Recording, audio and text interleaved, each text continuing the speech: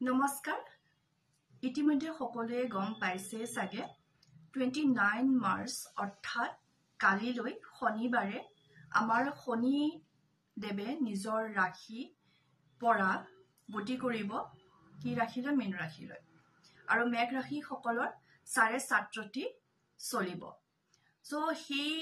শনিৰ প্ৰভাৱৰ পৰা যেহেতু এটো মংগলৰ ইয়াৰো হয় গতিকে হি শনি আৰু মংগলৰ দু প্ৰভাৱৰ পৰা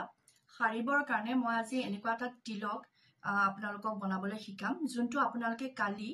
যেহেতু শনিবাৰ কালি পৰা ষ্টাৰ্ট হ'ব সো কালি সেই বস্তুটো আপোনালোকে তিলকটো ইভিনিং টাইমত বনাব লাগিব তাৰ কাৰণে কেইটামান বস্তুৰ প্ৰয়োজন হ'ব ফাৰ্স্ট হৈছে এটা মাটিৰ চাকি গ্ৰাউন্ডিং হবলৈ আপোনালোকৰ মাটিৰ চাকি তাৰ লগতে অলপমান কফুৰ ভীমসেনী কফুৰ লৈছো মই এটো ভীমসেনী কফুৰটো বেস্ট হয় ইয়াৰ লগতে লাগিব তিনটা লং লাগিব ফুল থকা লং লাগিব কলা তিল অলপমান লাগিব আৰু অলপমান লাগিব হালধি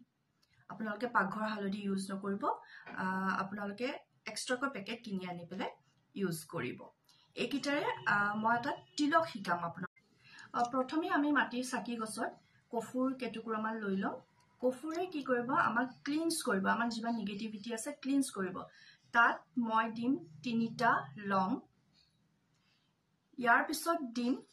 এচিকুট কলা তিল তাৰ পিছত এখিনি কি কৰিম জ্বলাই দিম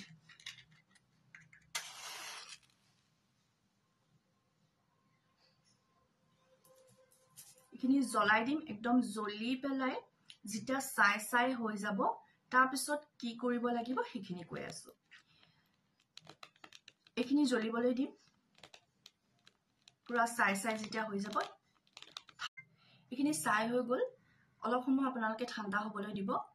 ফাৰ্স্ট হৈছে আমি কফি ইউজ কৰিলো কিহৰ কাৰণে আমাক ক্লিনছ কৰিবৰ কাৰণে